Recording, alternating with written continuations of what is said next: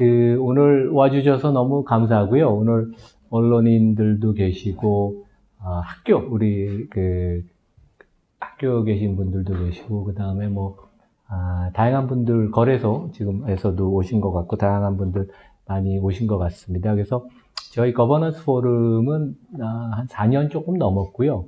2019년 말에 설립되었고, 거버넌스 개선을 통해서 이제 자본시장 선진화를 꿈꾸는 그런 비영리 단체입니다. 그래서 저희 회원이 한 100명쯤 되고요.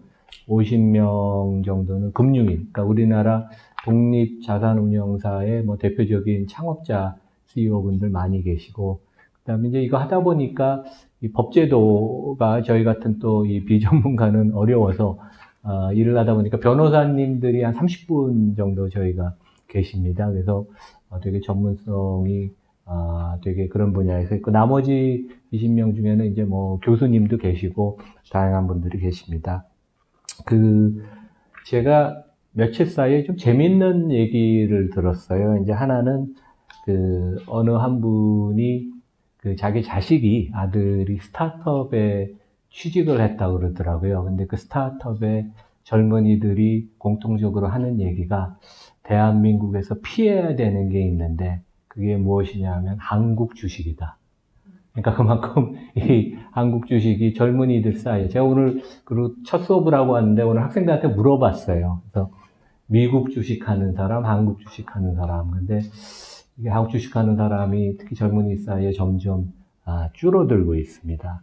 그리고 저희 이제 포럼에 새로 회원으로 들어오시는 그 교수님이 미국에서 활동을 많이 하시는 분인데, 이분이 최근에 국내 개인들을 대상으로 연금의 어떤 자산에 엘로케이션을 할 것인가, 이제 그런 서베이를 하셨는데, 이분이 걱정한 것은 보통 우리가 홈바이어스라고 하잖아요. 자국에 내가 잘 아는 유가증권에 많이 투자를 하는데, 거짓말 안 하고 100명 이상을 물었는데 한국 주식에 투자하겠다는 분이 한 명도 없었답니다. 젊은 분들 사이에. 그래서 이 진짜 코리아 디스카운트 문제가 심각하고, 여기 가장 핵심은 이제 거버넌스죠. 그래서 오늘 진짜 좋은 주제 발표하는 대표적인 전문가분들을 모셔서, 오늘 김주영 대표 변호사님은 90년대부터 많은 활동을 하셨고, 지금 대한변협 법제연구원장도 같이 겸직을 하고 계세요. 그리고 우리 김규식 변호사님은 아시다시피 여러분들 SM에서 이제 독립된 사회이사 의장을 맡고 계시고요. 그래서 이 상장회사들의 기존 정관들은 상장사 협의회의 표준 정관을 참조하는 경우가 많은데, 이제 30년 동안 우리 거버넌스가 별로 개선이 안 되는 이유 중에 하나가 이 표준 정관이 일반 주주의 이익을, 주주 입장을 대변하기보다는 지배주주와 경영진 측의 이해관계를 많이 반영하고 있다. 그래서 우리가 이번에 좀 베스트 프랙티스를 발표를 하려고 그러고, 이것이 이제 기존 상장 기업들도 이것을 이제 참고해서 모범정관으로 이제 활용할 수 있지만, 저희가 더 바라는 거는 이제 앞으로 상장을 앞둔 회사들이 이러한 베스트 프랙티스를 따르면 좋은 그러한 새로운 물결을 일으키지 않을까, 이제 그렇게 생각을 합니다. 그래서 오늘 저희 하여간 좋은 연사 두 분하고 패널 두 분을 모셔서 오늘 이렇게 준비했으니까 잘 경청해 주시면 감사하겠습니다. 네. 네, 여러분 박수 부탁드립니다. 네.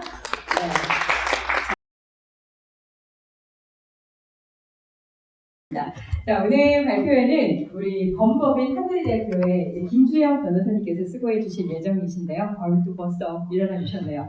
현재 조기업 지배 구조 연구소의 초대 소장을 맡아서 증거 관련 집단 소송제가 도입되는데 주도적인 역할을 하셨습니다. 또 현재는 서울대학교 법학전문대학원 로스쿨 겸임교수로 예비 법조인들에게 기업 거버넌스 개혁을 위한 법조인의 역할을 전파하는데 열심히 노력하고 계십니다.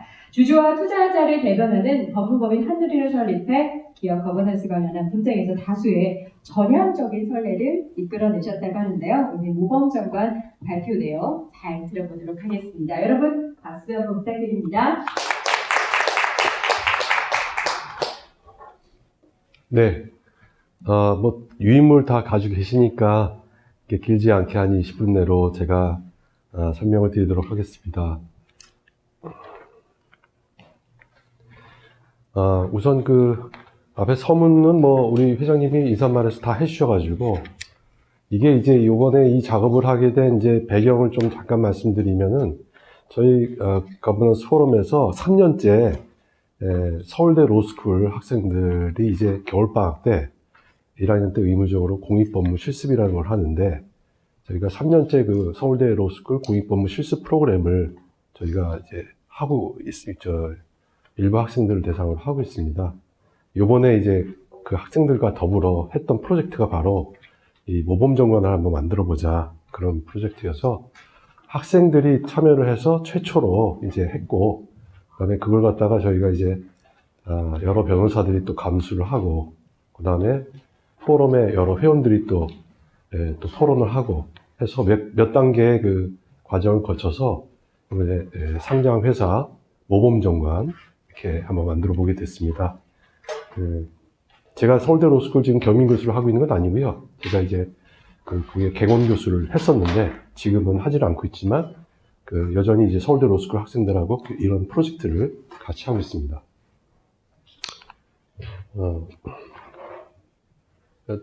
뭐 필요성이나 이런 것들은 뭐 아시겠지만 이 모범정관을 잘 만들면 저는 상법을 개정하지 않아도 회사가 정관을 이렇게 모범적인 정관을 채택을 하면 얼마든지 굉장히 투자자들한테 또 매력적이고 또 굉장히 바람직한 그런 정관을 이제 만들 수 있을 거고, 이것이 기복제가 될 것이다. 특히 이제 상장을 하려는 회사들, 투자를 유치하려는 회사들이 이런 걸 많이 채택하게 되기를 기대합니다. 여러 가지 방향은 저희가 이제 상법에 부합하는 한도 내에서 경영에 참여하지 않는 일반 주주들의 이익을 공정하게 보장할 수 있도록 하는 조항들을 도입하고, 또 잘못된 관행들을 효과적으로 억제하는 규율을 도입하고, 또 여러 베스트 프랙티스를 최대한 반영하되 기존 상장사들의 편의를 위해서 상장에서 표준정관에 수정을 가하는 방식으로 했습니다. 그래서 책에는 뭐 상장에서 표준정관과 거의 흡사합니다. 그래서 표준정관은 7장까지로 되어 있습니다. 총칙부터 계산까지. 저희는 이제 8장에 조직변경이라는 섹터를 장을 하나 더 추가를 했고요. 4장에 주주총회라고만 되어 있었는데 주주총회 및 주주의 권리라고 이제 그것을 바꿨습니다. 이것만 좀 달라진 거 외에는 큰 책에는 바뀐 게 없습니다. 그래서 이 다음 페이지부터 제가 설명드리는 내용은 표준정관과 다른 모범정관의 내용만 다 이제 설명드리는 거고요. 빠짐없이 제가 여기다 담았으니까 이것만 보셔도 표준정관하고 뭐가 달라진다는 것을 알 수 있으실 거고요. 자료집에는 전문이 다 나와 있으니까요. 전문의 두꺼운 볼드체로 되어 있는 것들이 이제 수정된 부분이라고 보시면 되겠습니다. 좀 이렇게 글씨가 많아서 죄송합니다. 주식 부분에서는 이제 큰 변화는 없는데 신주 발행 보통 이제 제3자 배정이라고 그러죠. 보통 주주 외에 제3자한테 막 배정을 함으로써 기존 주주들의 그 권리를 희석하는 그 문제가 많이 발생했기 때문에 그걸 좀 바꿨는데 크게 바꾸진 않았고요. 다만 이제 기발행 주식 총수라는 것이 이 해석상 좀 논란이 있기 때문에 어느 시점에 기발행 주식 총수냐 이걸 갖다 명시한 부분이 있고요. 그 다음에 이제 절차 2항에 보시면은 이사회에 보통은 이제 출석 이사 과반수 정도가 이제 일반적인데 여기는 재적 이사 3분의 2 이상의 수로 결의하도록 해서 이사회 결의는 이사회 결의지만 이 요건을 강화하는 쪽으로 했습니다. 이거는 다른 데도 있습니다. 이제 상법에 보면 이사회, 회사와의 거래의 경우에 이렇게 재적이사 3분의 2로 되어 있는데 이거를 갖다가 이렇게 번떠서 3분의 2 이상의 수를 결의해야 되고, 또 신주 발행을 통해 달성하려는 회사의 경영상 필요성 및 긴급성과 신주 발행으로 인하여 야기된 기존 주주들의 불이익을 비교 형량해야 된다. 이건 어떻게 보면 판례상으로도 이런 취지로 판례가 나와 있기 때문에 이걸 좀 명시해서 이사들이 신중하게 제3자 배정을 결의해야 된다. 이런 취지로 이렇게 했습니다. 그 다음에 4장 부분에서는 주주총회 부분에서 지금은 이제 주총 소집 통지를 2주 전까지 하도록 되어 있는 이게 상당히 그 주주들의 권리 행사에 장애가 된다는 얘기가 많고요. 뒤에 연성규범도 설명하실 때 이제 말씀하시겠지만 여러 나라의 경우에 보면 평균적으로 한 4주 정도는 소집 통지를 주총 전에 하더라. 그런 해외 사례들을 참고해서 4주 전에 통지를 발송하도록 했습니다. 지금도 상장회사들이 한 3주 정도는 미리 하고 있습니다. 그렇지만 저희는 한 4주 정도가 필요하다 이렇게 보고 있고요. 그 다음에 이제 문제가 되는 게 임시주총의 경우인데요. 보통은 이제 주총 소집 결의를 먼저 하고 그 다음에 몇 주 있다가 소집 통지를 하는데요. 무슨 문제가 있냐면 주주 제한을 이제 임시주총에 하기 위해서는 6주 전에 해야 됩니다. 주주 제한은 6주 전에 해야 되는데 어떤 경우에는 6주 전에 딱 맞춰서 임시총 소집을 결의하는 경우가 있어서 주총이 열린다는 사실을 알고 주주 제한을 하려면 이미 늦어버리는 경우가 있기 때문에 저희는 8주 전에 소집 결의를 해라. 소집 통지는 4주 전에 하면 되지만 소집 결의는 8주 전에 하면 적어도 그것이 이제 공시가 되게 됩니다. 그러면 적어도 안건이 뭔지 나오니까 주주 제한을 2주 정도 여유를 가지고 할 수 있도록 이게 하는 것입니다. 그 다음에는 이제 주주 제한에 대한 부분은 이건 상법에 있는 내용을 거의 비슷하게 한 건데요. 여기 상법의 내용은 그대로 한 겁니다. 근데 이제 달라진 게 요겁니다. 2항. 법령이나 정관이 주총 결의사항으로 정하지 않는 사항이라도 환경사회 지배구조, 자본 배치 및 주주환원 정책에 관해서 이 사회에 구속력이 없는 권고 결의를 내용으로 하는 권고적 주주 제한도 할 수 있다. 이거는 여러 이제 기관 투자자나 또 여러 단체들이 굉장히 바라는 건데요. 우리나라에서는 이제 권고적 주주 제한을 인정하지 않는 그런 식으로 되어 있는데, 권고적, 그러니까 구속력은 없지만, 적어도 권고적으로 이 사회한테 어떤 권고를 할 수 있는 권고적 주주 제한도 할 수 있도록 이렇게 하는 명문화하는 조항이 되겠습니다. 그 다음에 이건 좀 테크니컬한 내용인데요. 보통 이제 소수주주권을 행사하기 위해서 회계장부 열람권이라든지 이런 걸 할 때 소유자 증명이라는 것을 엄격하게 요구하는 경우가 있습니다. 회사들마다. 근데 소유자 증명을 발급하게 되면 그 주식의 이제 거래가 정지되도록 되어 있거든요. 그 행사 기간 동안에는. 그러니까 주주권 행사에 굉장히 제약이 되는 것이죠. 그렇기 때문에 보통 보유 사실이나 보유 시기간을 확인할 수 있는 그 거래 내역서나 잔고 증명서를 첨부해서도 증명할 수 있다고 함으로써 그런 난점을 좀 정했고요. 그 다음에 주주총회 소집지 관련해서 소집과 관련해서는 이제 지금 온라인 주총을 의무화한다고 하지만 저희가 보기에는 온라인 주총은 굉장히 문제가 많은 게, 온라인 주총을 가면은 발언을 할 수가, 사실 발언을 허용해도 문제잖아요. 예. 수만 명의 주주가 될 수도 있는데 수만 명이 줌으로 접속을 해가지고 질문을 한다? 참 어렵죠. 저희는 현장 주총을 해야 된다. 반드시. 다만 온라인으로 이제 실시간 이것을 참관할 수 있도록 하고, 투표는 이제 전자투표로 사전에 하는 그런 방식으로 저희가 이제 제안을 하고 있습니다. 그 다음에 학설상 다 인정이 되고 있지만 그 발언권을 갖다가 이제 명시했습니다. 발언하고 질문할 수 있다. 그리고 이 항에 보시면 3일 전까지 최대 5가지 항목의 질의서를 보내서 답변을 요구할 수 있도록 하는 그런 조항을 넣습니다. 그 다음에 이것도 테크니컬한 내용인데, 보통 그 주주들이 의결권을 행사할 때 위임장에 굉장히 엄격한 요건을 요구하는, 인감을 찍고 인감증명을 붙이지 않으면 인정 못한다든지, 이건 사실은 좀 문제가 있는데도 불구하고 이런 경우가 종종 있기 때문에, 그리고 외국인들도 굉장히 이게 외국인들의 그 투표를 되게 어렵게 하기 위해서 하는 경우가 종종 있습니다. 그래서 이런 걸 방지하기 위해서 이런 몇 가지 참석장이라든지 신분증 4번이라든지 인감증명이라든지 또는 외국법인의 경우에 이제 이런 서명권이나 증명 가지고 다 위임장 효력을 인정해 주도록 명시를 했습니다. 그 다음에 전자적 방법에 의한 의결권 행사를 보통 이사회에서 이제 의결을 하면 이렇게 하는데 저희는 정관에 딱 못을 박아서 언제든지 전자적 투표를 할 수 있도록 이렇게 했습니다. 이사수는 표준 정관에는 3명 이상 몇 명 이내라고 해서 상한선을 두도록 했는데 저희는 상한선을 굳이 명시하지 않고 했습니다.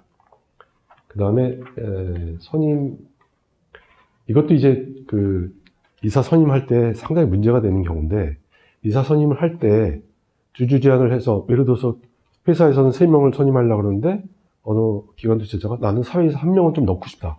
그러면 회사가 어떻게 하냐면 3명만 선임하자 결정을 해버리고 그 다음에 3명이 선임되면 그러면 투표 자체를 안 하는 거예요. 주주 제안한 사람의 후보자를 투표를 자체 안 하기 때문에 그 선임할 이사의 수세에 대해서 이렇게 분쟁이 있을 때는, 이견이 있을 때는 많은 쪽을 이제 따르도록 하고, 그 다음에 일괄상정해서 요건을 갖춘 자 중에서 다수로 공정하게 하는 거죠. 투표 제도를 굉장히 공정하게 해서 이제 선임 기회가 공정하게 되도록 그렇게 했습니다. 그다음 31조는 좀 파격적인 내용일 수도 있는데요. 그렇지만 많은 나라에서, 여러 나라에서 베스트 프랙티스로 이사가 매년 선임을, 매년 재신을 받도록 하는 제도입니다. 1년으로 해서 저희는 그래서 항상 매년 정기 주총 그 이사진이, 물론 이거는 장단점이 있습니다만 저희는 그래도 이것이 더 부합한다, 글로벌 스탠다드에 부합한다고 보고 있습니다. 제일 중요한 부분 중에 하나입니다. 34조의 2. 지금 많이 문제가 되는데 상법을 이렇게 개정해야 된다는 얘기가 있지만 상법을 개정 안 하더라도 정관에 이사의 의무로서 법령과 정관의 규정에 따라 회사 및 전체 주주를 위하여 선량한 관리자의 주인으로서 그 직무를 충실하게 수행해야 된다라고 해서 선관주 의무와 충실 의무를 회사 및 전체 주주들한테, 이거는 다 OECD 가이드라인이나 이런 데 다 이렇게 똑같이 명시가 돼 있는데 이런 부분들을 저희가 이제 했고요. 그 다음에 공평대여 의무. 어떤 이사회 결의가 주주들 간에 상이한 영향을 초래할 수 있는 경우 모든 주주를 공평하게 대우하는 방향으로 행동해야 된다. 공평대여 의무도 명시했습니다. 이사회 의장은 사회이사 중에서 그 CEO와 이사회 의장을 분리하는 그런 식으로 했고요. 그 다음에 감사위원회와 보수위원회는 이것도 글로벌 이제 스탠다드는 이제 이건 경영진과 이해상충이 있는 그런 거기 때문에 이건 사회이사만으로 구성해야 된다라고 했고요.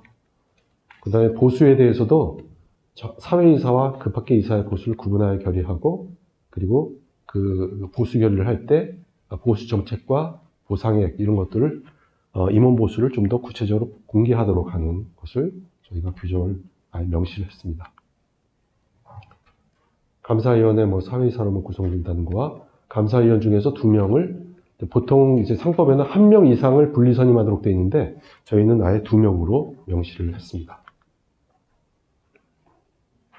그 다음에 이 조항은 뭐냐면 내부 거래, 계열사 간 거래라든지 계열사에 대한 출자 이런 것들을, 계열사에 대한 이제 해외 자산 취득 이런 건데, 이거는 제가 이제 SK텔레콤, 옛날에 제가 98년도에 SK텔레콤 그 소액주주 운동에 참여하면서 SK텔레콤하고 협상을 통해서 얻어낸 SK텔레콤에 지금도 있는 정관 조항입니다. 이거를 SK텔레콤 조항인데 이거를 전체 상장 기업에 좀 모범으로 제시하고자 합니다. 또 감사위원회뿐만 아니라 감사위원도, 개별 감사위원도 전문가 도움을 구할 수 있도록 했고요. 배당에 관해서는 배당 정책을 홈페이지에 공시하라. 또 이게 이제 지금 계속 동경거래소에서 이제 밸류업 프로그램의 일종으로 한 것이 바로 이겁니다. 이제 자본 비용과 수익성의 평가 이런 걸 해서 이런 여러 가지 비율들, 이 평가 개선 보고서를 작성해서 정기주총에 제출해야 된다. 입니다. 네. 어떤 의무를 주는 게 아니라 이런 것들을 평가해서 개선하는 것을 보고하는 것을 이제 명시하는 게 바로 이게 되겠습니다. 그 다음에 좀 이것도 논란이 되고 있는데, 자기 주식에 관해서, 자기 주식을 저희는 이번 모범 정관에서 취득한 후 3개월 이내에 소각하는 것을 원칙으로 했습니다. 예. 그리고 다만 예외가 있는데, 하나는 신주의 제3자 배정, 아까 말씀드린 신주를 제3자 배정에서 정한 절차에 따라서 이거를 처분하는 경우는 할 수 있도록 했고요. 그 다음에 그 스탁 옵션을 갖다 주기 위해서 하는 경우에 그런 경우는 예외를 뒀고요. 이런 예외가 아닌 한 3개월 내에 소각해라. 이것이 모범 정관이 되겠습니다. 그 다음에 뭐 자사주에 대해서는 신주 배정하지 않는다는 것과 자기 회사가 보유한 전환사채, 신주인수권 사채에 대해서는 전환권이나 신주인수권 행사를 하지 못하도록 하는 조항을 넣습니다.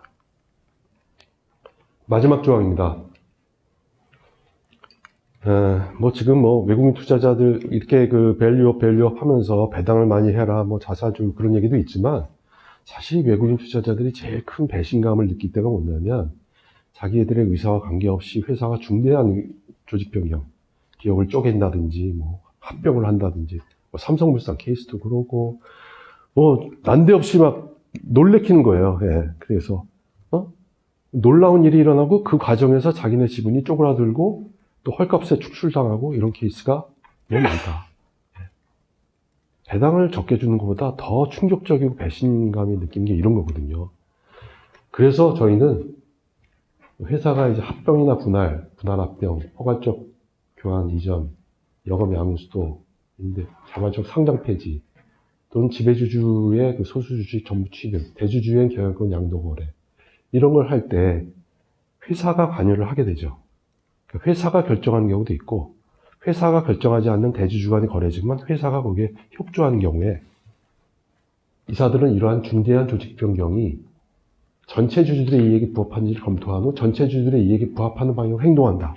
너무나 당연한 얘기지만 이걸 아예 명시를 해서, 이게 이제 명시가 됨으로써 이런 데에 있어서 이제 소송이 걸리면 법원이 그래도 이 관점에서 과연 행동했는지를 평가할 수 있기 때문에, 이런 조항이 있으면은 중대한 조직 변경에서 전체 주주들의 이익이 좀 더 보호될 수 있을 것이라고 생각합니다.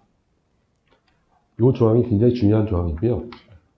두 번째는 이제 매수청권 행사를 한 경우에, 지금 이제 시가가 제일 낮아졌을 때, 주가를 막 누른 다음에 제일 낮아졌을 때 이제 그렇게 해가지고 낮은 가격으로 이제 매수청권 가격을 산정을 하는데, 저희는 그때 이제는 회사가 외부 평가기관에 이 가치 평가를 해라. 그다음에 그걸 토대로 협의를 해라.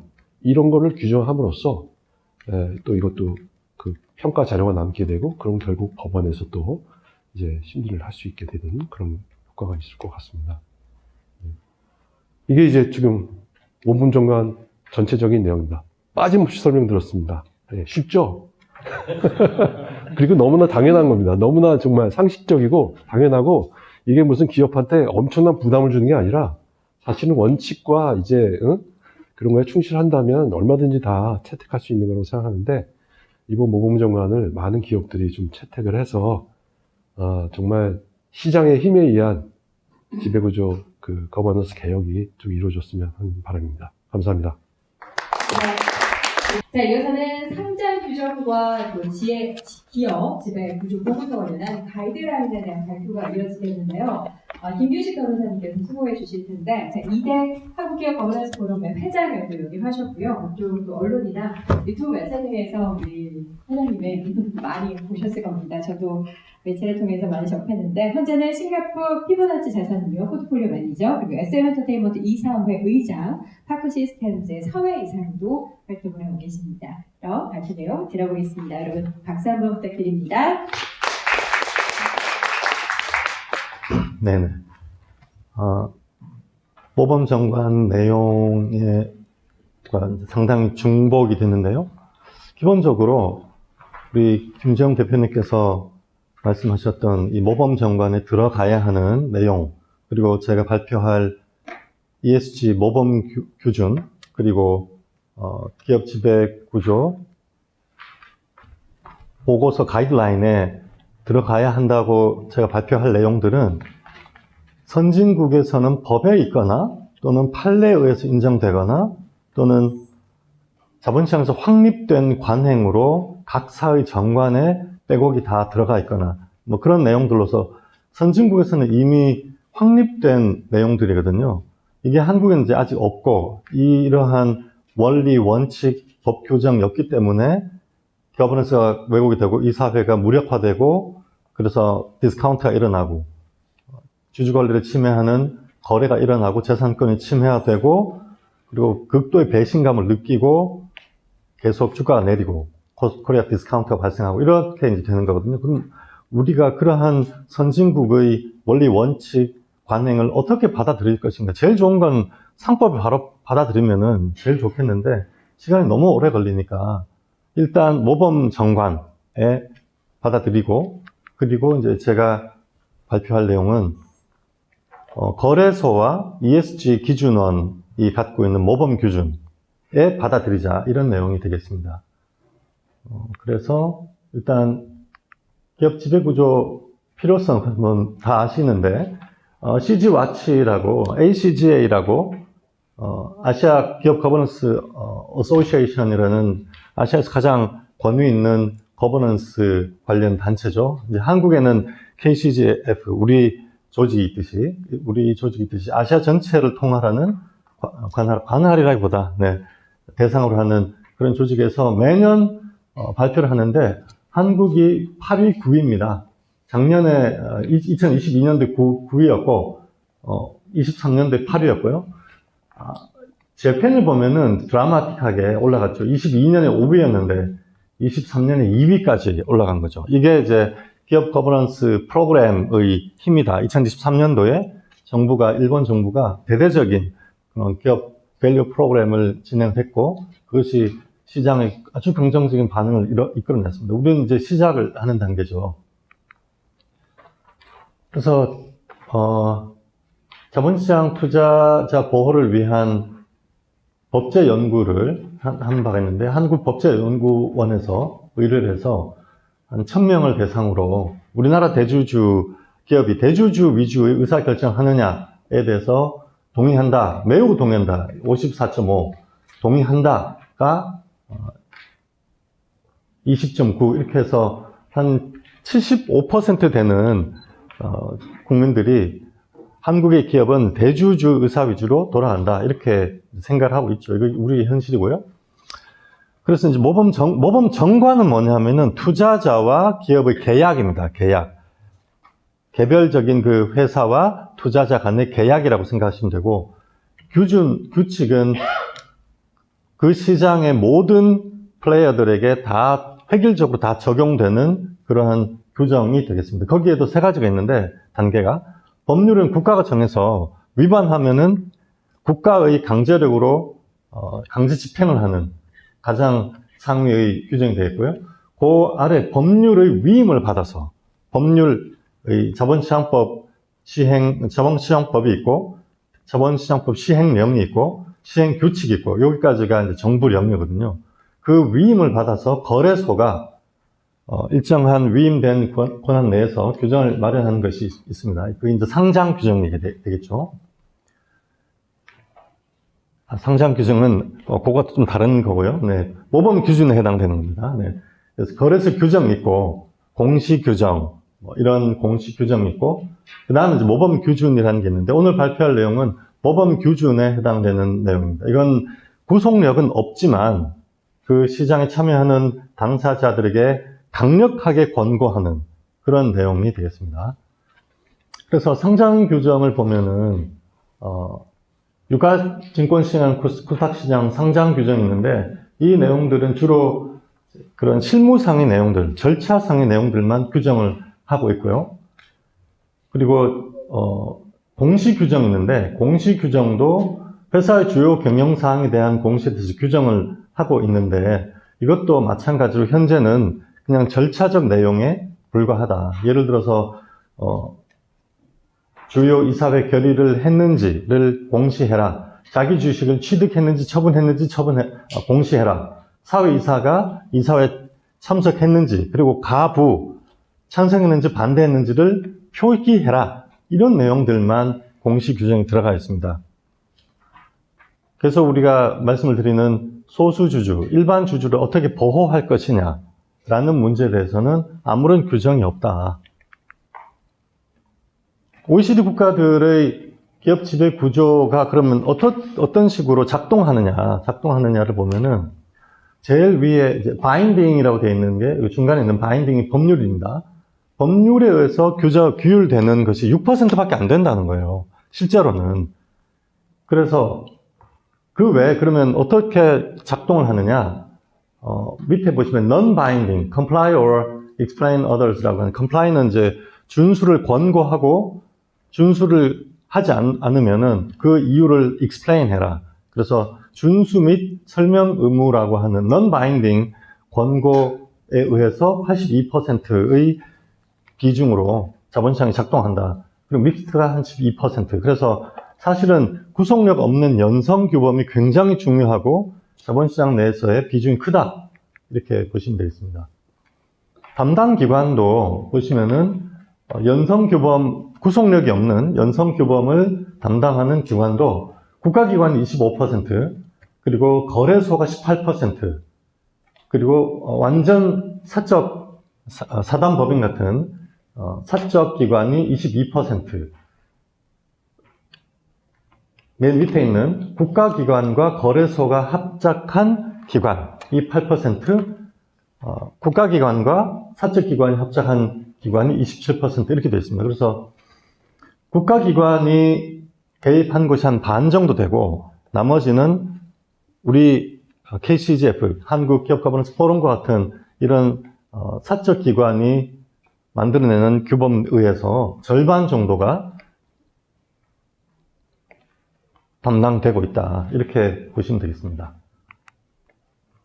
자, 그러면 두 가지 제가 말씀드릴 부분이 이제 상장 규정과 기업 거버넌스 보고서 가이드라인, 그리고 ESG 모범 기준, 이 세 가지 대해서 이제 말씀을 드리겠습니다. 어떤 내용들이 들어가야 되는지. 기본적으로 상장 회사 관련 거래소 규정을 제외하는 방향은 모든 상장 기업이 반드시 지켜야 하는 규정이기 때문에 필요 최소한의 내용만을 담아야 한다. 그래서 법에서 명시적으로 규정하고 있는 내용에 반하는 내용은 들어갈 수 없다. 그래서 궁극적으로는 법이 고쳐져야 된다. 그래서 그 두 가지가 있는데 거래소의 기업 지배구조 보고서 가이드라인이 있고 ES 기준원의 모범 기준, 이 두 가지가 있습니다. ES 기준원의 모범 기준은 ES 기준원이 만드는 내용이지만 ES 기준원의 멤버로 거래소가 들어가 있기 때문에 거래소의 영향력이 상당히 크죠. 그래서 거래소 규정 오늘 발표하는 내용의 두 가지를 모두 다 말씀을 드리도록 하겠습니다. 거래소 규정에는 유가증권시장, 코스닥시장 상장 규정이 있고 공시 규정이 있습니다. 상장 규정은 상장회사가 갖춰야 되는 바람직한 지배구조 관련된 규정이 있고 이사회 주주총회 감사 등에 대한 규정이 있고요. 공시 규정에는 주주들이 알아야 하는 지배구조 관련, 거버넌스 관련 내용들이 공시되도록 되어 있습니다. 거기 이제 가장 중요한 게 저희가 오늘 말씀드린 주주총회 결과를 공시해야 된다는 점, 그리고 임원 보수에 대한 규정이 대폭 강화돼야 된다는 점, 그런 점을 전체적으로 그렇게 말씀을 드릴 수가 있겠습니다. 구체적으로 이제 말씀을 드려보면요. 첫 번째가 주주총회 소집 통지 기한 관련 내용입니다. 아까 김주영 대표님께서 말씀을 하셨듯이 지금 2주로 되어 있는데 4주로 늘려야 한다. 그리고 임시 주주총회의 경우는 8주 전에 소집 통지를 하도록 해야 된다. 이런 말씀을 해주셨. 똑같은 내용을 거래소의 상장 규정에 도입해야 한다. 외국 해외 사례를 보면은 US가 맨 왼쪽이죠. US가 보통 28일 정도, 그러니까 한 4주 전에 소집 통지하는 것으로 했습니다. 미국은 소집 통지 기한이 정해져 있지 않아요. 각 사마다 다 달리 정관에 의해서, 이사회에 의해서 그때 달리 정할 수 있도록 되어 있습니다. 이따 말씀드리겠지만, 그럼에도 불구하고 주주 권리가 침해되지 않는 이유는 이거 소집 통지 기한 잘못 규정했다가 그런 말미암아 소수주주, 일반 주주의 주주 권리가 침해되었다고 소송당하기 때문에 충분한 기한을 두고, 주주들이 준비할 수 있는 기한을 두고 보통 소집 통지라는데 그게 보통 4주라는 거예요. 정기주주총회 같은 경우 4주, 뭐 오스트레일리아가 2주, 맨 오른쪽 보시면 이제 일본, 한국이 2주로 되어 있죠. 2주 이렇게 되어 있습니다. 자, 그래서 저희는 일단 정기주총의 경우 원칙적으로 4주 전에 소집 통지를 해야 한다. 지금 현행법에서는 2주 전으로 되어 있는데 2주는 너무 촉박하다. 4주 전에는 해야 된다.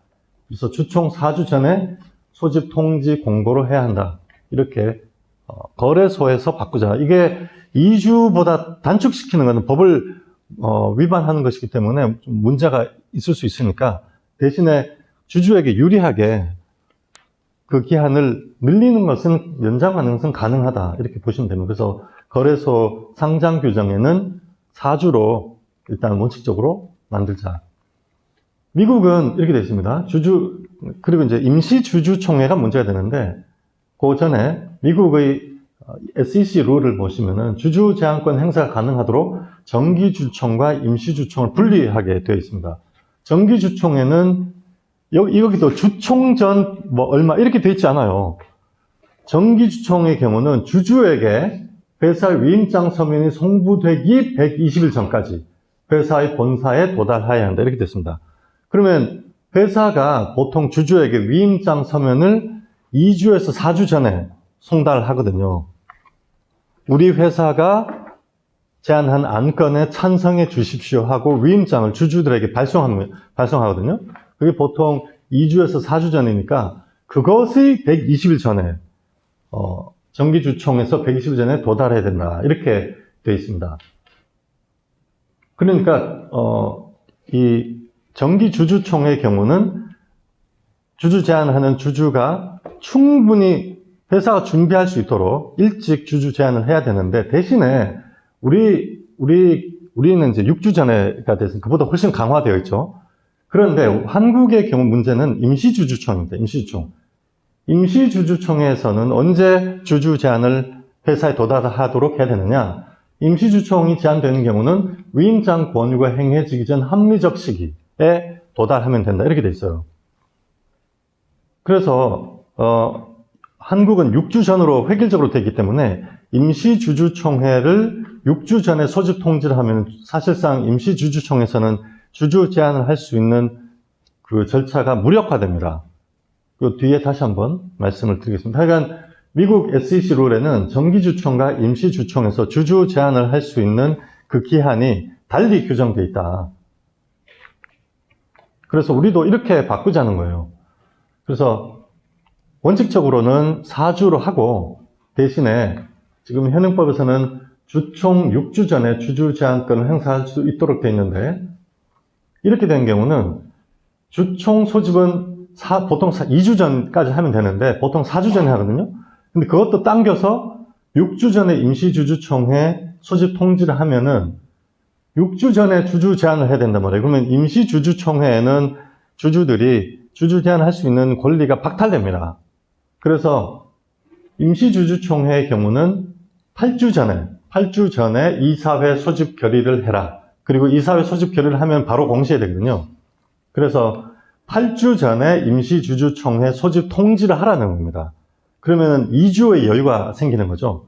법에는 6주로 되어 있긴 법을 바꿔야 돼요. 사실은 법을 바꿔야 되는데 임시주총의 경우는 미국 SEC 룰처럼 이렇게 뭐 임시주총의 경우는 합리적 기간 내라고 하든지 법을 바꿔야 되는데 현재 법이 6주로 되어 있으니까 상장 규정에라도 임시주총의 경우 소집 통지를 6주 전에 함으로써 주주 제안할 수 있는 2주간의 기한을 주주들에게 허여하도록 그렇게 바꿔야 한다. 이해되십니까? 이게 좀 약간 복잡한 내용이긴 한데 실무적으로 굉장히 중요한 내용이거든요. 꼭 이해를 하고 가셔야 되는데. 네. 그 뒤에 또 다시 한번 나오니까요. 다시 그때 말씀을 드리겠습니다. 그 다음에 저희가 생각하는 게 상장회사 이사회의 결격 사유. 간단히 말씀드려서 경영행위와 관련돼서 범죄의 유죄 판결을 받은 경우는 이사회에 다시 복귀하지 못하도록 하자는 거예요. 한국에서는 지금 사회이사 자격에 대해서는 규정이 있는데 사내 이사에 대해서는 자격이 없습니다. 그래서 이해관계를 보호하기 위해서 여기 밑에 보시면은 상장법인에는 뭐 1번, 2번 뭐 당연히 되고 3번 그대로 되는데 4번 상법 시행령 34조 3항에 의해서 정한 법률 위반해서 해임되거나 면직되면 2년 동안 아예 이사로 다시 선임될 수 없도록 하자.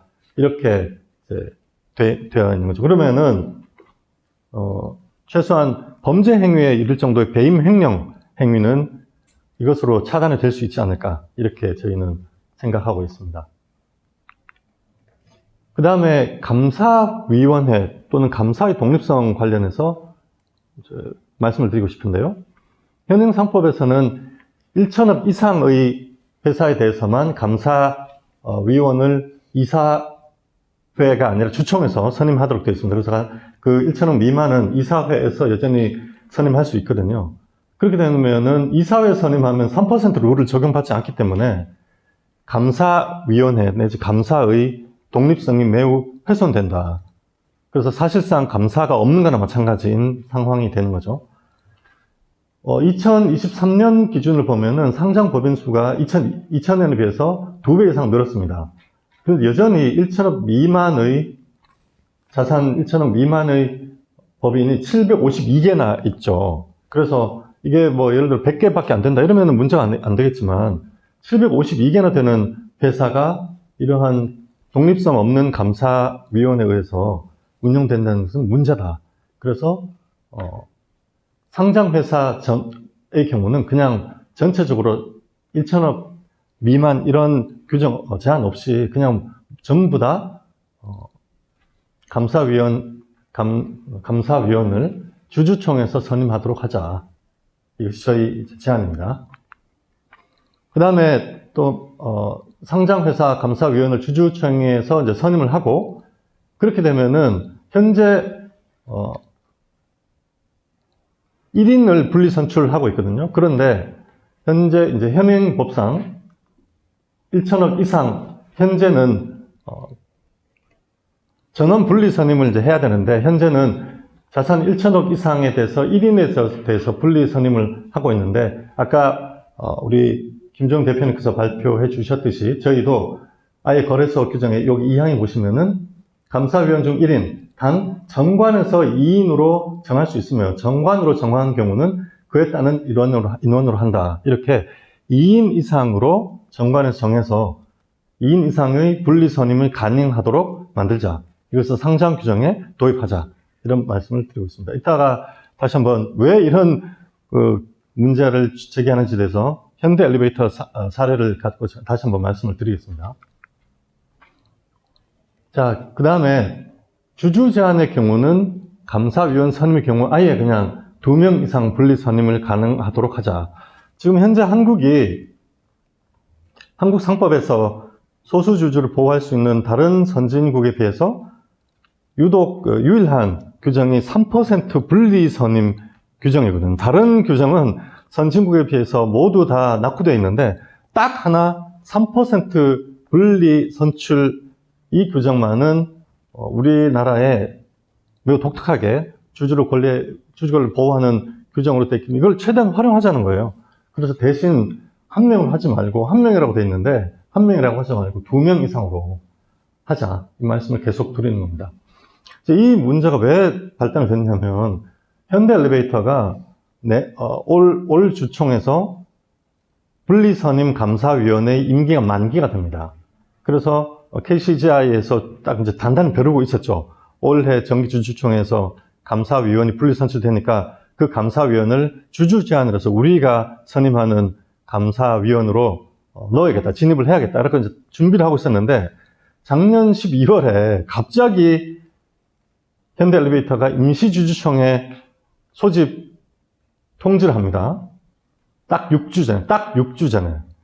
그리고 그냥 이사 선임의 안건이라고만 돼 있어요. 그리고 2주 전에 감사위원인 분리선출된 그 감사위원이 사임하고 그 사임한 분리선출 감사위원을 새로 뽑는다라고 해서 임시주총을 열었어요. 만약에 그걸 소수주주들이 알았다면 그리고 충분한 주주 제한의 시간이 있었다면 당연히 분리 선출되는 사안으로서 감사위원은 주주 제안을 했겠죠. 근데 주주 제안을 아예 못했기 때문에, 물론 그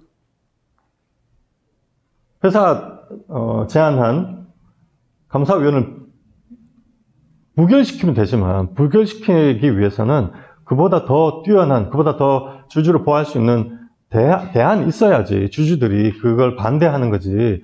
그냥 반대하고 공석으로 둬라, 이렇게 하는 경우는 주주를 설득하기 어렵습니다. 그래서 실제로 그런 사례가 있었고, 주주 제한권과 분리 선출권을 모두 무력화시키는 그런 완전 정말 이런 정말 여기서 말씀을 드릴 수 없는 정말 입에서 그런 일 정말 분노케 하는 일이 있었기 때문에 이런 일이 없도록 일단 주주 제한을 하는 임시주총에서 8주 전에 소집 통지를 하고, 분리 선출되는 감사위원은 1명이라고 하지 말고 1명 더 할 수 있도록, 그래서 내년 정기 주주총회에서 1명 더 선임을 하자, 이렇게 주주 제한을 할 수 있도록, 정관에서 2명 이상으로 돼 있으면 그 주주 제한을 아예 1명 더 하자고 주주 제한을 할 수 있거든요. 이렇게 바꾸자. 그리고 주주총회 찬반 비율을 공시해야 된다. 예를 들어서 이제 주주 제안을 했는데 부결이 됐어요. 부결이 됐는데 아슬아슬하게 부결이 됐는지, 아니면은 압도적으로 그냥 부결이 됐는지, 이게 굉장히 중요합니다. 만약에 아슬아슬하게 부결이 된 경우는 주주들이 서로 이렇게 연대하고 내년에는 다시 한번 도전하자라고 그 의지를 잃지 않을 수 있는데, 압도적으로 부결되면 이거는 안 되는 거구나, 이거는 우리가 잘못 생각하고 있는 거구나, 이렇게 포기를 하게 되는 거거든요. 모른다는 것만으로 좌절하게 되기 때문에 대부분의 국가에서는 누가 기권했는지 찬성했는지 모두 다 공시하도록, 그 결과를 공개하도록 그렇게 요구하고 있고요. 우리도 이걸 도입해야 된다, 이렇게 제안을 하고 있습니다. 그래서 찬반 비율까지 정확하게 공시해라. 밑에 보시면은 주주 참석률, 그 다음에 안건별 주식수 비율, 발익총수 의결권 행사 주식수, 이걸 다 공개해라. 그리고 이제 보수 규정인데요. 미국의 10K나 이런 이제 사업 보고서를 보시면은 애플 같은 경우는 이사의 보수 규정이, 보수가 어떻게 되는지, 보수만 어떻게 되는지를 한 10페이지 걸쳐가지고 진짜 자세하게 써져 있습니다. 거버넌스의 구조가 권한과 보상과 책임이기 때문에 잘했을 때 어느 정도 보상을 주느냐, 또 잘못했을 때 어떻게 책임을 지느냐 하는 규정이 보상 규정에 들어가 있는데, 우리나라는 보수 정책이나 규정에 대해서 각 사건 다 맡기게 돼 있어요. 규정이 아예 없다. 그래서 이 내용이 반드시 들어가야 되는데, 예를 들어서 지금 현행 법에서는 상법에서 주총에서 보수 총액에 대해서만 승인을 받도록 되어 있고요. 또한 밑에 보시면은 자본시장법에 보시면은 사업보고서에 5억 이상 보수를 받는 임원과 상위 5명에 대해서만 보수 수준과 산정 기준을 공개하도록 이렇게 되어 있습니다. 그러면 예를 들어 계열회사 현정원 회장님, 우리 현대엘리베이터 자꾸 말씀드려서 현정원 회장님은 종전에 계열사까지 합쳐가지고 연봉이 100억 정도 됐어요. 100억 정도. 그러면 지금 현재 계속 이제 그 주주들이 회사에 큰 손해 끼쳤으니까 이제 이사해서 사임을 하셨잖아요. 근데 지금도 직함은 갖고 계신단 말이에요. 회장직을 갖고 계신단 말이에요. 그러면 5억 밑으로 계열사 5군데에서 5억 밑으로만 5억으로만 받으시면은 한 25억, 30억을 여전히 연봉을 받으실 수 있어요. 그렇게 하지 말고 계열사 전부 다 합쳐서 보고하도록 하자. 그래서 아주 구체적으로 할 필요가 있다. 그래서 이렇게 바꾸자. 보수 정책 이제 하고 이사 전원에 대해서 해야 되고, 전기의 이사 전원에 대한 보수 총액도 다 공개하고 전기와 비교하라는 거예요. 우리 찾아보면 되지 않냐? 알기 쉽게, 주주가 알기 쉽게. 그리고 보수 수준, 동일회사 내뿐만 아니라 계열사까지 모두 다 합산해서 상위 5명을 포함한 5억 이상이 있는 임직원을 공시해라. 이렇게 도입하자. 이렇게 말씀을 드리겠습니다. 여기까지가 이제 상장 규정을 통한 제안이고요. 그 다음에는 상장 규정은 구속력이 있습니다. 상장 규정은 아까 처음에 규정 책에 보시면 여기 거래소 법률이 있고 상장 규정은 거래소 규정이거든요. 거래소 규정인 상장 규정은 법률의 위임을 받았기 때문에 구속력이 있습니다. 그 상장 규정에 넣어야 되는 내용이 방금 말씀드린 내용들이 꼭 들어가야 된다는 내용이고, 구속력이 없는 이제 소위 연성규범이 한국에 지금 문제되는 게 두 가지인데, ESG 기준에서 발표하는 ESG 모범 기준이 있고요. 거래소에서 만든 기업 지배구조 보고서 가이드라인이 있습니다. 그에 대해서 이제 말씀을 드리겠습니다. ESG 경영 생태가 이렇게 되어 있고, 기업이 있고, 오른쪽 국가가 있고, 투자자가 있고, 그를 둘러싼 다양한 가이드라인, 연성 규범들이 이렇게 있습니다. 중요한 내용이고, 시간이 없기 때문에 이제 바로바로 넘어가서 내용만 말씀을 드리겠습니다. 모범 규준, 연성규범이죠. 연성규범, 모범 규준의 발달사인데, 미국과 영국의 경우, 이렇게 이제 발달됐고, 이 중에, 사번스 옥슬리 액트라고 이제 엔론 사태 때 분식회계 때문에, 2002년 7월에 옥슬리, 이제, 속스 액트라고 하죠. 속스 액트와 영국에서 Corporate Governance Code가 굉장히 강화됐습니다. 2002년도에. 그리고 2015년도에 이제 오른쪽 위에 보시면 2015년도 3월에 일본 기업 지배구조 모범 기준이 제정이 됐어요. 거래소에서. 이게 굉장히 중요한 의미가 있다.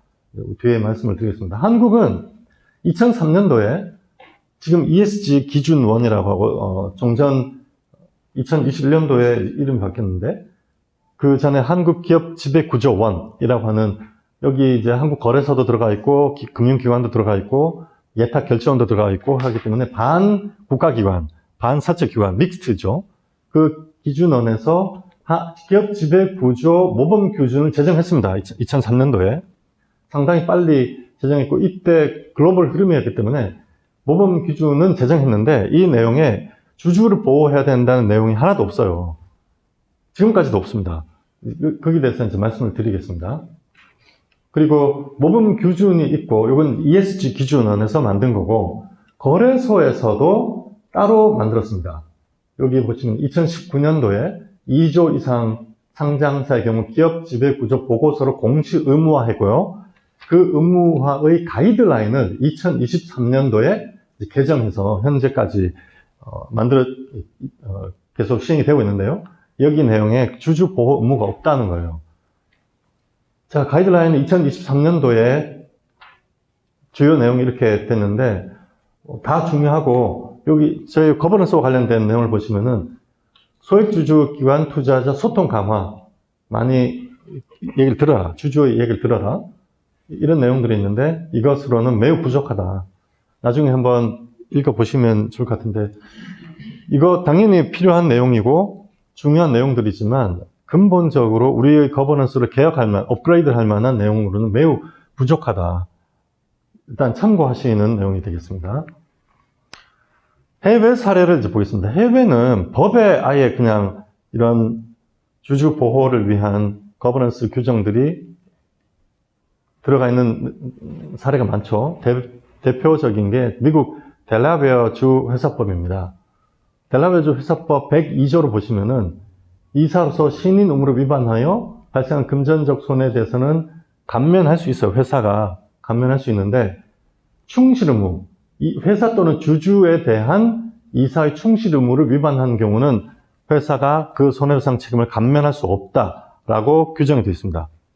이 말은 이사가 회사뿐만 아니라 주주에 대해서 충실 의무를 부담하고 있다는 것이 전제가 되어 있는 거죠. 그래서 아예 미국은 델라웨어주 회사법에 이사의 주주에 대한 충실 의무가 규정되어 있다. 또 모범 회사법은 이제 미국 변협에서 만든 회사법 모범 정관 같은 겁니다. 미국 변협에서 만든 모범 회사법에도 이사가 회사 또는 회사 및 그 주주를 공정하게 대할 의무를 위반한 경우라고 해서 이사와 주주에 대해서도 당연히 의무를 부담한다라는 것이 이제 들어가 있고요.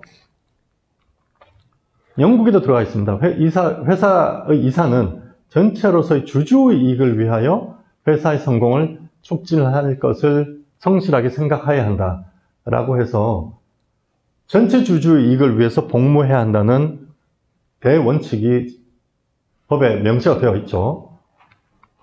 자, 일본이 지금 이제 기업 밸류 프로그램을 시행해서 굉장히 뜨거운 시장에 관심을 받고 주가도 많이 오르고 있죠. 올해 들어서 미국과 일본이 거의 수익률 1, 2위를 다투고 있죠. 일본의 이런 기업 밸류 프로그램은 2003년도에 시작했지만 사실은 그 이전에 한 10년 동안 꾸준히 기초의 그 법 원리를 다져왔다. 그 중에 가장 중요한 것이 저희는 2015년도에 도입된 일본 Japan Corporate Governance Code, 일본 기업 거버넌스 모범 규준이라고 하는 건데요. 그 내용을 한번 보겠습니다. 거기에 1항 코드 1 여기에 기업은 주주의 권리를 충분히 확보하기 위한 적절한 조치를 취하고 주주가 자신의 권리를 적절하고 효과적으로 행사할 수 있는 환경을 조성해야 한다라고 대원칙이 이렇게 되어 있습니다. 4항을 보시면은 이사회는 수탁자로서의 책임과 주주에 대한 책무성을 고려하여 라고 되어 있죠. 그래서 given its fiduciary responsibility and accountability to shareholders. 그러니까 주주에 대해서 fiduciary라고 하는 것이 집사라는 뜻이에요. 남의 재산을 관리하는 자를 수탁자, 집사라고 하잖아요. 그 집사로서의 의무라고 해서 이거는 예를 들어서 의사, 변호사와 같이 남의 일을 위임받은 사람보다 훨씬 강력한 책임을 부여하게 됐습니다. 남의 돈 또는 재산을 위탁받아서 대신 관리하는 자, 그 자가 fiduciary라고 하는 사람이거든요. 집사라고 하는 사람인데 수탁자라고 하는 사람이죠. 그 사람에게 부여되는 책임은 일반적으로 사무를 위임하는 경우와 훨씬 더 강화된 책임을 부담해야 한다라는 것이 영미의 확립된 이론입니다. 법 원리입니다. 그것을 일본이 도입했다는 거예요. 일본이. 이걸 보고 저 깜짝 놀랐어요. 정말로.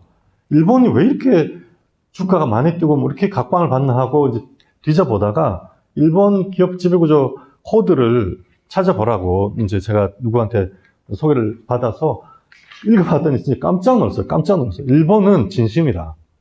일본 정부는 진심이다. 확실히 진심이다. 왜냐하면 영미법에 의해 선진국에 의해서 확립된 이런 주주에 대한 충실 의무를 모범 기준에 그대로 도입했습니다. 그대로. 또 한 가지 보겠습니다. 사항 4.8.3에 지배주주가 있는 회사는 지배주주와 소수주주 간의 이해관계가 충돌하는 경우 이러이러한 절차를 거쳐야 한다라고 되어 있거든요. 즉 한국은 지배주주와 일반 주주가 충돌하는 경우가 있다는 그런 거래를 상정하지 않습니다. 지배주주가 일반 주주의 이해를 침해하면서 뭔가 거래를 한다는 그런 전제를 하지 않아요. 그런데 일본은 이렇게 전제를 했다는 그런 경우가 있다. 그런 경우는 이렇게 보호해라 라고, 물론 그 내용을 보시면은 이사의 3분의 1 이상 또는 프라임 마켓의 경우는 이사의 과반수를 지배주로부터 독립된 사회이사로 선임하고 독립된 이사로 구성된 특별위원회를 설치해야 된다. 예를 들어서 합병이라든지 뭔가 예를 들어 삼성물산과 제일모직 같은 계열사 간의 합병, 모자 회사 간의 합병 이런 경우는 특별위원회를 설치하라는 거예요. 그냥 이사회에서만 선임하지 말고. 그러면 이 특별위원회가 조사를 하겠죠. 이게 공정한 합병 비율인가 등등의 그런 보고서를 또 공시해야 될 것이고. 그래서 일본은 진심이라는 거예요. 진심. 그래서 저희는 한국도 이러한 기업 거버넌스 코드, 모범 규준을 빨리 도입해야 한다. 이것이 한국 기업 밸류 프로그램을 지속하게 하는 근본적인 엔진이 될 것이라고 생각하고 있습니다. 그래서 이 회사와 주주에 대한 이사회 책임이 있어야 되는데, 이게 이제 OECD 원칙이고요. OECD에서 제정한 거버넌스 원칙인데 여기도 당연히 들어가 있습니다. 우리나라 상법은 이렇게 되어 있지 않다는 거예요. 여기 보시면 한국의 ACGA가 채점한 한국의 순위, 기업 거버넌스 점수가 이때 보시면은 순위가 점점 떨어지고 있죠. 2003년도는 그래도 5위였어요. 계속 오히려 내려가고 있어요, 지금. 문제다. 특히 대법원이 이게 왜 이렇게 됐냐면은 2018년도에 그 이재용 회장과 삼성물산 관련해서 온 나라가 그냥 혼란이었지 않습니까? 그 삼성그룹의 경영을 세습시키려고 한국의 기업 거버넌스가 파괴됐습니다. 지난 한 15년 동안 오히려 파괴됐어요. 이재용 회장을 무슨 수를 써서라도 무조건 삼성그룹의 회장으로 취임을 시켜야 한다는 그냥 누가 그런 식으로 그걸 하는지 모르겠는데 그걸 무조건이라는 그런 고정관념 때문에 나라를 도탄에 빠뜨리고 거버넌스를 파괴하면서 이렇게 됐다는 다른 나라에서 보면 얼마나 웃기겠습니까? 진짜 정말 제가 다른 나라에서 낯을 들고 다닐 수가 없는데 이게 2009년도에 대법원 판결로서 아예 회사 이사는 주주에 대해서 의무가 없다라고 아예 그냥 못 박아 계속 이렇게 대법원 판례가 이렇게 나고 있어요. 그렇지만 이제 이사회의 충실 의무 강화 움직임이 지난 2011년도에도 이제 개정이 됐고 그 뒤에 상법이 개정이 되고 있는데 이건 회사에 대한 충실 의무만 계속 강화되고 있다는 거예요. 주주에 대한 충실 의무가 이제 도입돼야 된다.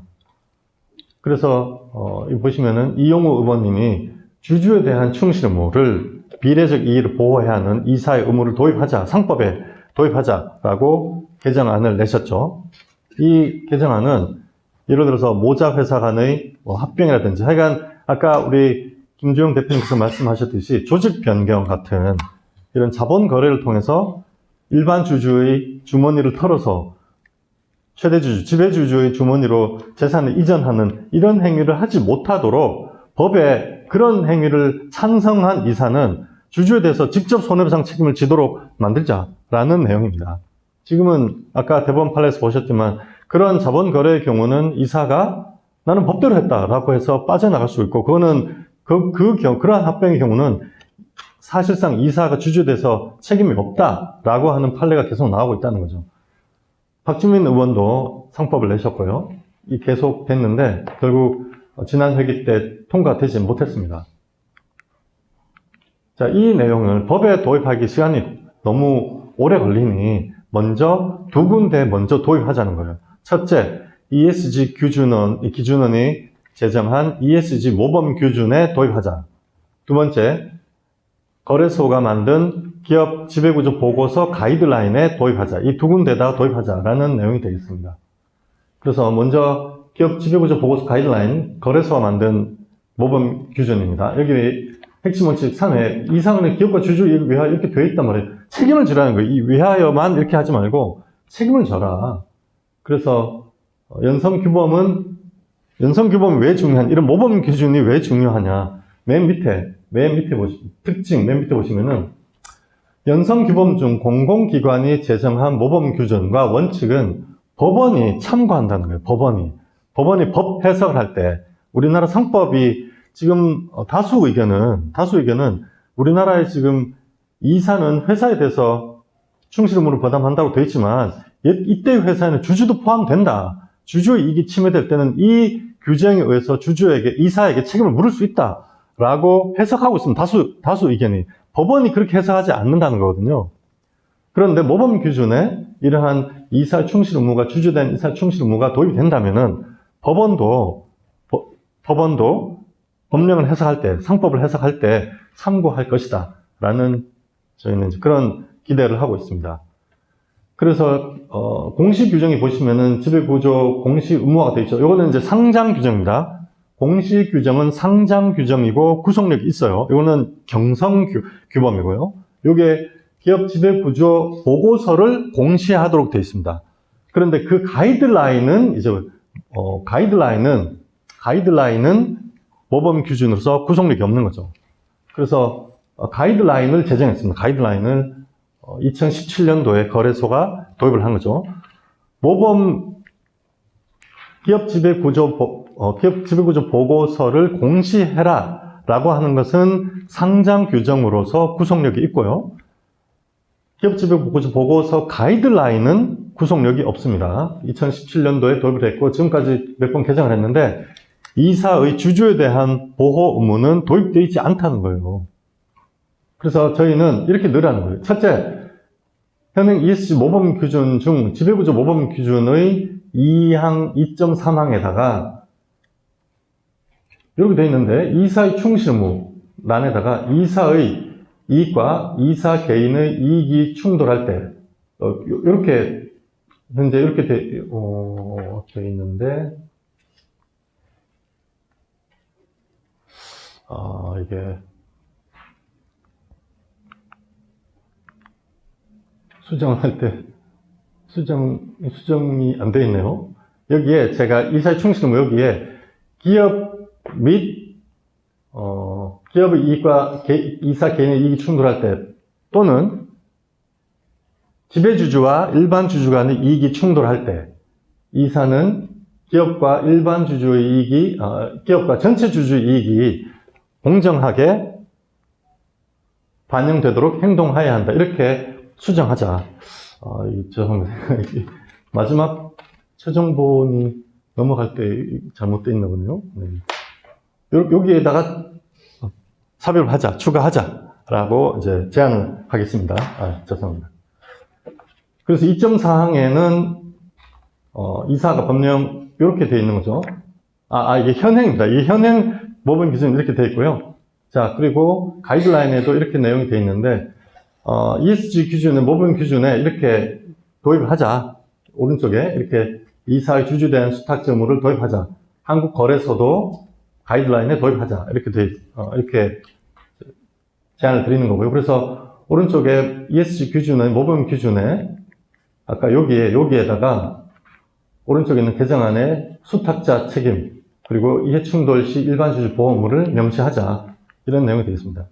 가이드라인에 들어가는 내용을 이제 간단히 좀 구체적으로 드리면은, 핵심 원칙 3에 기업과 주주에 대한 책임 이렇게 부기를 하셔야 되고, 세부 원칙에도 이사회는 주주를 위하여 오른쪽 개정안에 이렇게 넣어야 된다. 그래서 기대 효과는 기업 밸류업 프로그램의 탄력을 받고 법 원리적인 기초를 제공할 수 있을 것이다. 이렇게 저는 기대를 하고 있습니다.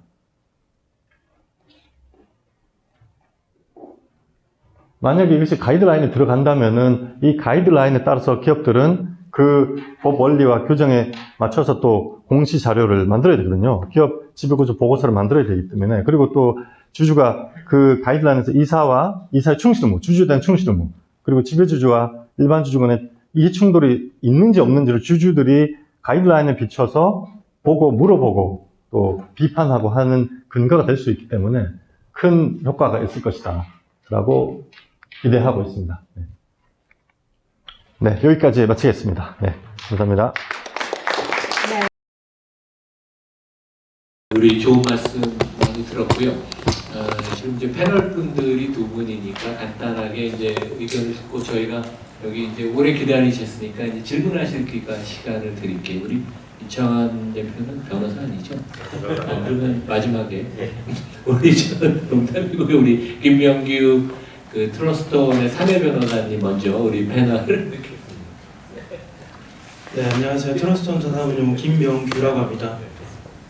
주주행동 업무 하고 있고요. 사실 그 엄밀히 말씀드리면 그 법무팀에서 일하는 사내 변호사는 아니고 그 프런트에서 이제 운영본부에 속해서 주주행동주의 업무를 담당하고 있습니다. 그 오늘 두 분 발표 너무 잘 들었고요. 그 결국은 이게 좋은 거버넌스는 무엇인지, 그리고 주주 가치를 제고하기 위한 것이 어떤 것이 이제 필요한지, 경성규범에서 이제 아직 갖춰지지 않은 그런 공백들과 이제 미진한 부분들에 대해서 연성규범이 좀 더 빨리 이제 갖추실 수 있지 않을까라는 그런 아이디어에서 출발했다라고 생각을 하고, 굉장히 훌륭한 포맷으로 완성이 됐다라고 생각을 합니다. 저는 사실 너무 선배님들이 잘 설명을 해주셨고 너무 훌륭한 아이디어여서 추가적인 질문이나 코멘트는 없고, 제가 말씀드리고 싶은 부분은 오늘 이제 초반에 말씀 발표해 주실 때 의결권에서 가이드라인을 이제 참고를 했다라는 말씀을 해주셔서, 거기에 대해서 조금 더 이제 자산운용사 측면에서 입장에서 이제 좀 더 말씀을 드리고 싶습니다. 지금 금융감독원이랑 금융투자협회의 공동으로 이제 만드는 자산운용사의 의결권 행사 가이드라인이라는 것이 존재를 하고요. 이런 가이드라인은 오늘 말씀 주신 것들과 마찬가지로 연성규범에 해당하고 구속력이 없습니다. 그런데 이제 오늘 나왔던 내용들과 상당히 유사한 부분이 있고 동일한 부분도 많고 이제 유사한 측면도 많은데 결국은 주주가치가 제고되기 위해서 무엇이 필요한지 그리고 좋은 거버넌스라는 것은 무엇인지에 대해서 이제 자산운용사 측면에서 이제 회사에 상당 회사에 이제 의결권을 행사할 때 어떤 식으로 이제 행사를 해야 되는지에 대한 가이드라인이라고 보시면 되거든요. 뭐 예를 들어서 오늘 나왔던 내용 중에 이사의 결격 사유에 대해서도 기존의 법령에서 사회에서 결격 사유만 이제 규정하고 있는 것을 벗어나서 모든 이사 후보들에 대해서 그런 법령 위반에 대한 것들이 있는 경우에는 이제 일반적으로 반대 투표한다라는 이제 규정을 가이드를 주거나 뭐 보수에 대해서 이제 정책을 세팅하거나 미등기 임원에 대한 이제 보수까지도 이제 공개를 하는 안에 대해서 이제 찬성을 한다라는 식의 이제 굉장히 바람직한 거버넌스와 프랙티스가 뭔지에 대해서 일반적으로 이제 해놓은 것입니다. 이러한 의결권 행사 가이드라인이라는 것이 이제 결국은 지금 최근에 계속 대두되고 있는 스튜어드십 코드를 기반으로 하고 있고요. 그리고 최근에 이제 한국에서는 2008년에 처음 제정이 되었고 2016년에 개정이 되고 그 다음에 작년에 6개월간의 TF를 거쳐서 2003년 10월에 이제 7년 만에 개정이 되었습니다.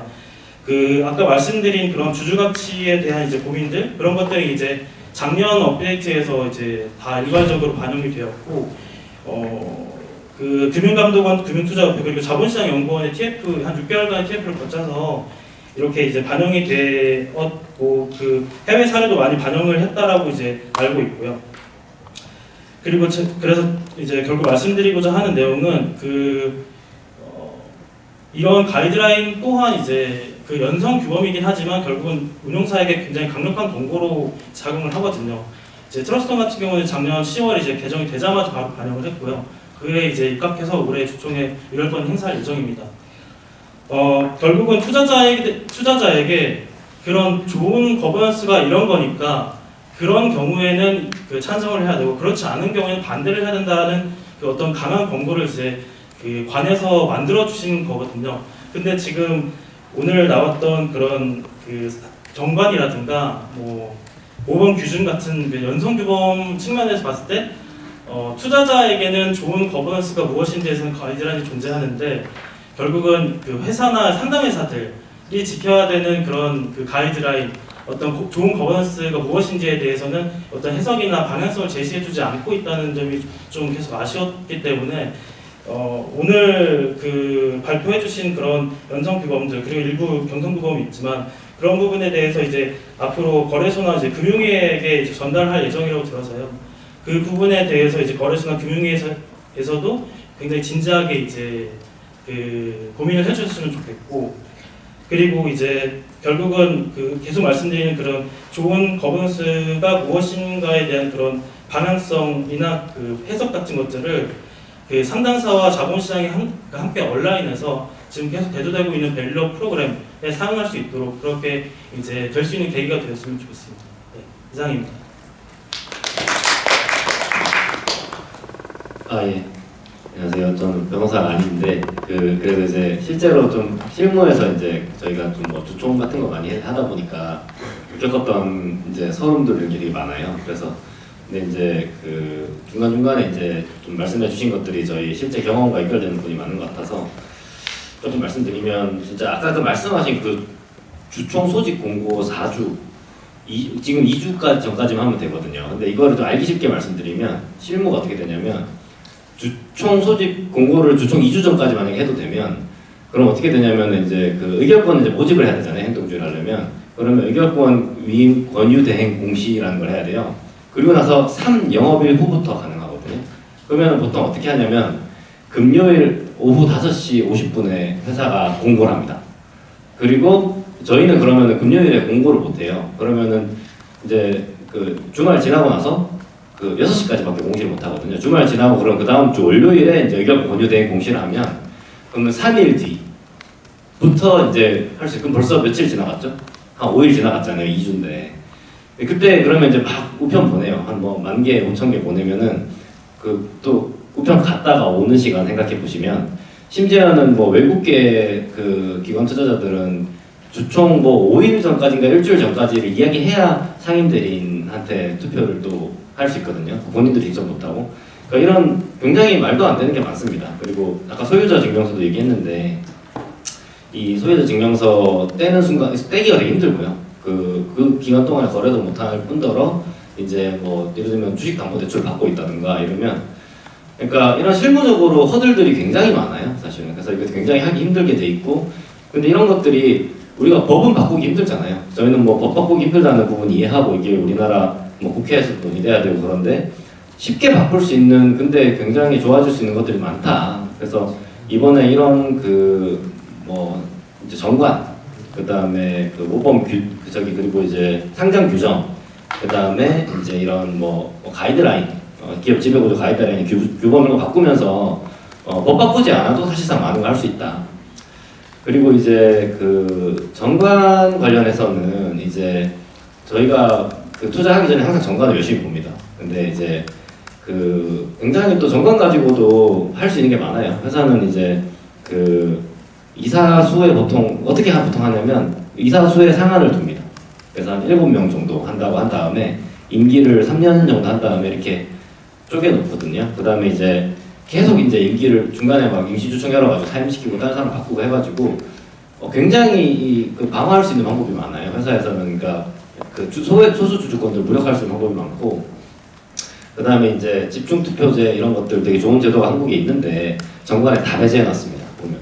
그래서 사실 근데 이거를 그래서 그 법을 안 바꾸더라도 저는 이 내용에 정말 너무 좋은 내용이 많은 것 같고, 이 모범 정관을 신규 상장 기업들이 좀 많이 채택해줬으면 좋겠다. 그리고 저는 뭐 좀 언젠가 제안 드리고 싶은 게 그 이제 뭐 누가 안 하면 온라인에서 할 수 있을 것 같은데, 모범 정관 채택한 상장 회사 리스트, 그 다음에 이제 그 아예 그 인증 마크 같은 걸 딱 KS 마크처럼 붙여주는 거죠. 그래서 그들의 밸류에이션이 의미 있게 평균적으로 높을 것이다라고 저는 생각하거든요. 그래서 이런 부분들을 그러니까 법 바꾸기 전에도 민간에서 많은 것들을 해가지고 계속 바꿔 나갔으면 좋겠다, 이런 말씀드리겠습니다. 감사합니다. 제가 어제 그 이창환 대표랑 통화하는데 열심히 우편 발송하고 있다고 그러더라고요. 그래서 참 이게 힘듭니다. 그 저희 오래 기다리셨는데요. 저기 토론보다는 질문 받는 게 더 좋을 것 같아서요. 저 손 올려주시고 질문 받겠습니다. 너무 어려워서. 저희 포럼이 이 안을 갖고 벤처협회 회장도 만들고 벤처 투자자 협회인가 거기도 찾아가려고 그래요. 그래서 기존 회사들도 바꾸면 좋지만 이제 새로 올라오는 회사들이 제대로 좀 틀을 갖추면 좋겠다, 이제 그런 생각을 합니다. 질문 해주시죠.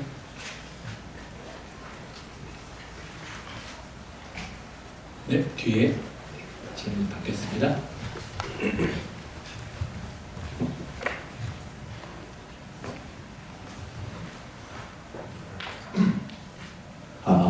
네, 발표 잘 들었습니다. 저 다름이 아니라 모범정관 그 47조 신설한 건 관련돼서 자기 자사주 소각 관련된 내용 관련돼서 한 가지 질문이 있어서 마이크 잡았고요. 그 제가 궁금한 게 자사주 취득 후에 3개월 이내에 이를 소각해야 된다라고 3개월이라는 그 기한을 두셨는데, 이 3개월 기한을 잡으신 기준하고 이렇게 잡으신 이유가 좀 궁금해가지고. 네, 이 자본시장법에 보면은 이제 47조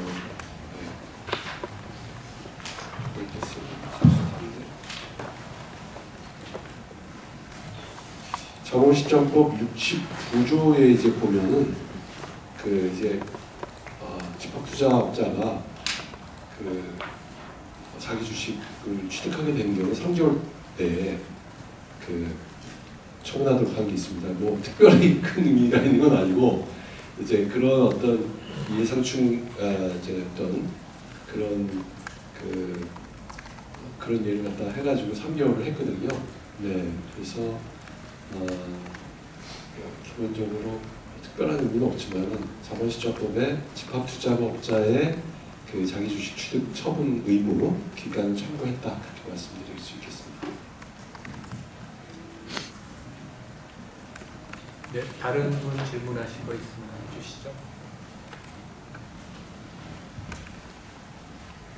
네, 저 비즈워치 김보라 기자입니다. 제가 초반에 조금 늦게 들어와가지고 지금 기본적인 질문인데 이 모범정관 같은 경우는 지금 여기 써주신 내용 보면 상장협이 만든 표준정관을 대체적으로 이제 받아서 하고 있다고 하는데 이 모범정관은 지금 변호사님께서 직접 만드신 건가요? 네, 그러니까 저희가 이제 최초로 이제 작업이 시작된 것은 이번에 지난 겨울에 서울대학교 로스쿨 학생들과 그 공익 공부 실습 프로그램이 있습니다. 한 학점을 주는 프로그램이에요. 공익 로스쿨 실습 프로그램이 겨울방학 때 한 학점을 가지고 이제 그 여러 유관기관들하고 이렇게 그 실습을 하게 되는데 그 프로젝트를 하게 돼 있어요.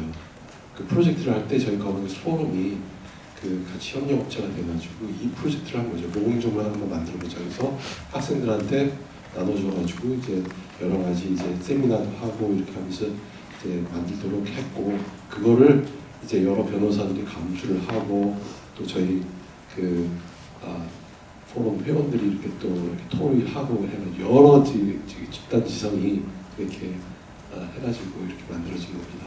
네. 사실 그 들으면서 내용이 되게 좋다고 생각을 했는데 잘 아시겠지만 상장사들이 받아들여서 이걸 실천을 해야지 의미가 있는 건데 뒤에서 발표하신 그 거래소 규정이라든지 뭐 ESG 기준형 규정 같은 경우는 어느 정도 기업들이 이제 좀 받아들이고 이거를 반영을 해서 지배구조 가이드라인에도 그 보고서에도 넣고 이렇게 하는 것 같거든요. 근데 이 모범 정관 같은 경우는 좀 어떻게 상장사들이 적극적으로 좀 받아들일 거라고 생각을 하시는지 왜냐하면 자사주 소각 의무라든지 이런 것도 되게 센 거 같거든요, 규정들이. 그래서 실천을 좀 기존의 자사주를 이미 경영권 방어 목적으로 상당 지분을 가지고 있는 회사들은 채택하기 힘들겠죠. 네, 그렇지만 이제 상장을 준비하고 이제 상장 회원인 회사들이나 이런 데들은 이제 일종의 뭐든지 이제 두려움에서 시작하면은 실수를 하게 되는데 이게 아니라 정말 경영권에 대해서 내가 잘하겠다. 그리고 이제 정말 그런 부분을 내려놓으면은 사실 기업 가치가 올라가고 결국은 윈윈한 거거든요. 그러니까 저희는 이제 진짜 시작하는 회사들, 그 스타트업이나 이런 데들부터 근데 이런 게 있으니까 자기들 정관하면서 우리는 이걸 하겠다. 그렇게 하면은 저는 전반적으로 이것이 굉장히 퍼져나갈 수 있는 가능성이 있다. 그렇게 보고 있습니다. 그 이창환 대표님, 그 은행들하고 친하잖아요. 그래서 은행들이 이거를 도입할 가능성이 있습니까? 모범정관. 네. 은행들은 근데 저희가 보면은 주주들을 신경 쓸 수밖에 없는 그런 구조가 있긴 합니다. 왜냐하면 대주주가 없기 때문에 밸류에이션 올라갔을 때 손해볼 사람들이 없어서 다만 이제 금융회사 이제 뭐 지배구조법이라든지 이런 것들이 좀 특별 규정들이 적용되는 게 많아서 아마 조금 뭐 이제 봐야 될 것 같은데요. 저는 안 그래도 그 말씀 드리고 싶었는데 이제 제가 투자자 출신으로서 보면은 그 사실 신규 상장되는 회사들한테는 요거 저희가 홍보를 잘하면 표준화해가지고 채택할 회사들이 많다고 생각합니다. 왜냐하면 그 옛날 그 우리 이제 가족 기업에서 상장해서 계속 이렇게 그 재벌화되는 게 아니라면 최근에 있는 상장한 회사들은 다 VC 투자를 받았거든요. 그럼 VC들이 주요 주주인 경우가 많아요. 그래서 주주 상대하는 거에 이미 약간 익숙하고 이 VC들은 IPO를 밸류에이션 높게 받아서 잘해야 됩니다. 그러려면 IPO 밸류에이션 잘 받기 위한 하나의 방법으로 이게 마케팅 포인트가 될 수 있습니다. 그래서 투자자들에 의해서 회사가 이걸 받아들여서 상장하는데 쓰게 만들 수 있다 충분히 그렇게 보고 있습니다.